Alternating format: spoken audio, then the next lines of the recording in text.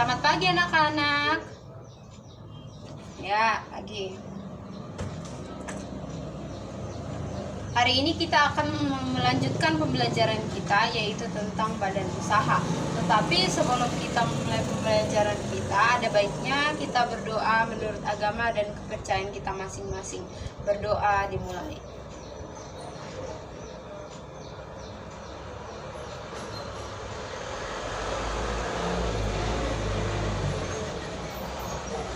Amin. Ada yang masih ingat pembelajaran kita sebelumnya?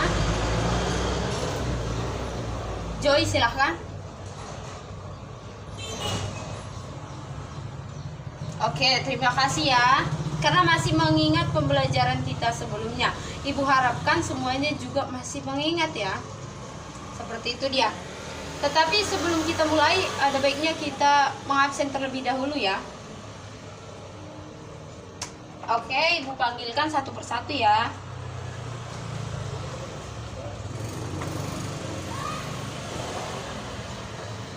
Joy. Oke, hadir. Adventus. Hadir.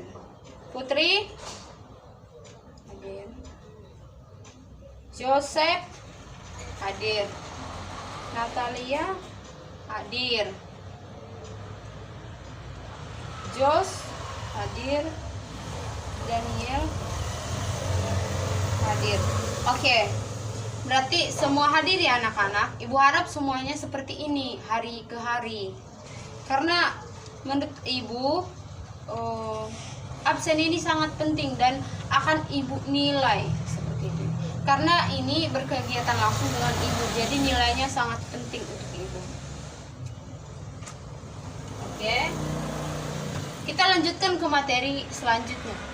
Apa itu? Yaitu tentang badan usaha. Ada yang tahu apa itu badan usaha? Oke, silahkan Natalia. Boleh nggak apa-apa, salah nggak apa-apa, benar lebih bagus. Seperti itu dia. Silahkan Natalia. Oke, bisa. Ada yang mau memberikan pernyataan lain? Oke. Jadi Ibu luruskan ya. Apa itu badan usaha? Badan usaha adalah kesatuan organisasi yang di dalamnya bertujuan untuk mendapatkan laba yang sebanyak-banyaknya dan memberikan layanan yang baik kepada masyarakat. Seperti itu dia. Ada badan usaha 5. Ada 5 badan usaha berdasarkan kegiatannya yang Ibu baca ya. Ada 5. Apa itu? Yang pertama adalah perusahaan jasa. Yang kedua adalah perusahaan dagang. Yang ketiga adalah perusahaan manufaktur. Yang keempat adalah perusahaan ekstraktif. Dan yang terakhir atau nomor 5 adalah perusahaan agraris. Kita telah satu persatu ya anak-anak. Oke. Yang pertama adalah perusahaan jasa. Apa sih perusahaan jasa? Namanya saja sudah perusahaan jasa. Berarti memberikan tenaga dan pikirannya kepada seseorang sehingga seseorang itu bisa mendapatkan manfaat. Kita buat saja contohnya ya, seperti seperti tukang salon ya. Tukang salon itu kan memberikan tenaga pikirannya kepada seseorang untuk memperias seseorang itu, mempercantik wajahnya sehingga menjadi mulus, jadi putih, sehingga dia pede. Jadi manfaatnya banyak. Manfaat kepada yang menyalon juga ada. Kenapa? Karena dia diberi upah. Manfaat bagi yang menerima ya tadi makin cantik. Seperti itu dia. Kita lanjut ke perusahaan dagang. Namanya juga sudah perusahaan dagang. Kita buat contoh biar mudah ya anak-anak. Jadi Ibu menjelaskan itu langsung ke contoh biar langsung paham. Seperti itu dia. Contohnya adalah Indomaret, Alfamart, Alfamidi. Seperti itu dia. Jadi tugasnya ini adalah menerima barang, menyimpan barang tanpa mengubah bentukan dari awal, dan bisa juga menjualnya kepada halayak banyak atau banyak orang. Seperti itu dia. Kan sudah mengerti kita bagaimana sistem di Indomaret itu. Sering mungkin kita lihat di Indomaret banyak ada saatnya mobil datang mengantar barang yang banyak, sehingga menyimpan barang itu ke dalam Indomaret atau Alfamart sehingga orang lain bisa membeli, seperti itu dia. Tapi tanpa diubah bentukannya. Mungkin semua sudah mengerti ya, karena ibu memberikan penjelasan yang sangat baik, jadi sangat mudah untuk difahami, seperti itu. Sekarang kita masuk pada perusahaan manufaktur.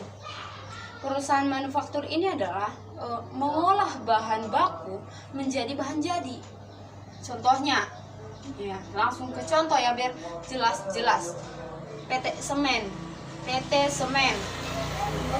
Semen ini kan sebelum dia jadi semen ada bahan kimia atau apapun itu, mungkin ibu kurang ingat. Jadi boleh ya nanti dibaca-baca seperti itu. Kan semen nggak langsung jadi semen, seperti itu. Ada bahan-bahan yang dicampur sehingga menjadi semen. Bahan baku menjadi bahan jadi, seperti itu dia. Itulah perusahaan manufaktur. Sekarang kita masuk pada perusahaan ekstraktif. Namanya juga sudah perusahaan ekstraktif.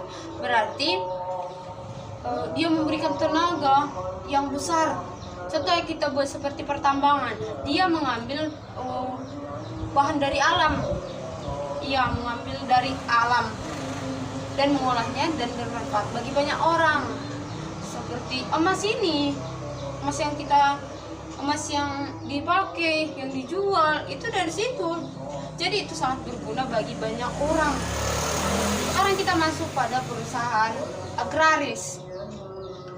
Agraris itu adalah mengolah alam. Apa kita buat contohnya? Kita buat contohnya seperti perkebunan atau pertanian. Yang pertama itu kan sebelum kita menanam padi atau jagung di perladangan, atau ada di sini orang tuanya yang bertani? Oh, ada ya? Oke. Karena ada mungkin sudah agak paham, tetapi ada juga yang orang tuanya tidak bertani. Jadi ibu jelaskan. Yang pertama itu dicangkul, lalu ditanami sesuatu, dipupuk. Ya dari proses itu akan menghasilkan sesuatu. Apa itu? Ya ditanam jagung, tumbuh jagung. Kan nggak mungkin ditanam padi, tumbuh jagung, seperti itu. Jadi manfaatnya ada, seperti itu. Apalagi prosesnya itu dilakukan dengan baik, hasilnya juga akan baik, seperti itu dia. Sekarang kita masuk pada perusahaan atau badan usaha berdasarkan kepemilikan. Yang pertama adalah BUMN, yang kedua adalah BUMS, yang ketiga adalah koperasi. BUMS ini berarti modalnya dari negara atau pemerintah. BUMS adalah kebalikan dari itu, berarti dia dari swasta.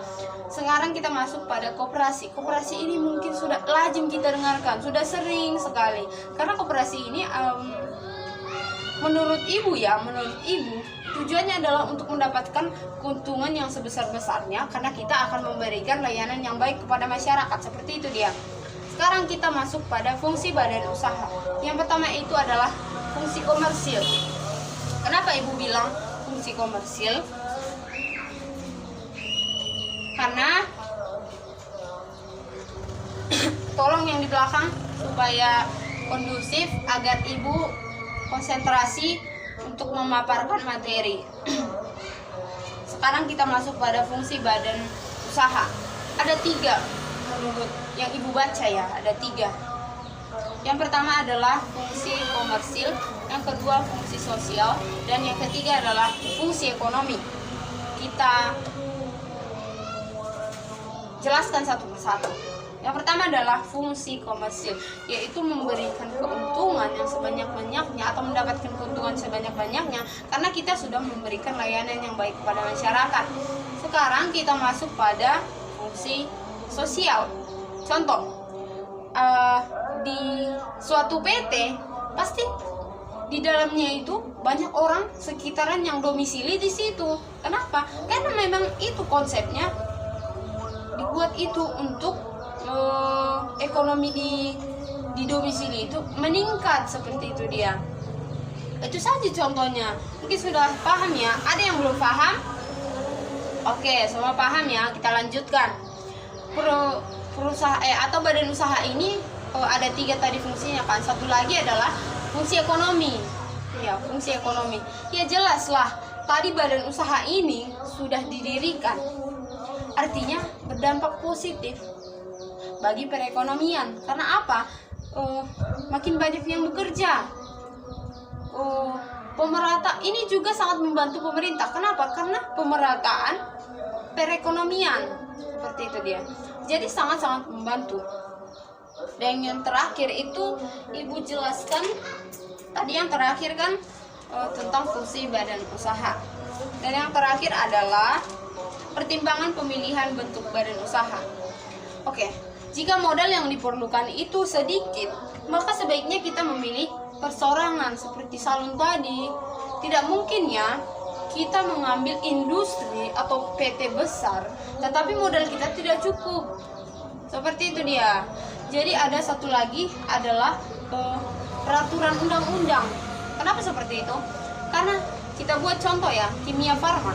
Kimia farma itu tidak bisa berdiri sendirinya atau tidak bisa berdiri tanpa adanya persetujuan dari undang-undang. Jadi nanti jika ada sesuatu yang terjadi di dalam kimia farma ini, PT Kimia Farma ini, kita bisa mengadu ke atasan atau meminta pertanggungjawaban dari atasan atau pemerintah, seperti itu. Karena ini ada dia karena adanya kesepakatan atau perizinan karena adanya undang-undang, seperti itu dia. Jadi tidak asal ada. Seperti salon tadi, kita tahu ya, salon di mana aja boleh. Hanya mengikuti peraturan saja mungkin sudah boleh. Contoh, harga sesuai kepada masyarakat, normal, seperti itu. Oke. Mungkin sekian materi dari Ibu hari ini. Jika ada pertanyaan, Ibu persilahkan. Oke, sudah jelas ya? Oke. Karena materi kita hari ini agak memang mudah dipahami, jadi Ibu anggap semua sudah mengerti. Oke, selanjutnya atau minggu depan kita akan melanjutkan pembelajaran kita tentang perpajakan. Tolong nanti Ibu akan men-share ke WA group. Jadi mohon dibaca supaya nanti jika Ibu bertanya, kalian sudah mengerti karena sudah membaca, seperti itu dia. Oke, selamat siang untuk semuanya. Sekian dan terima kasih.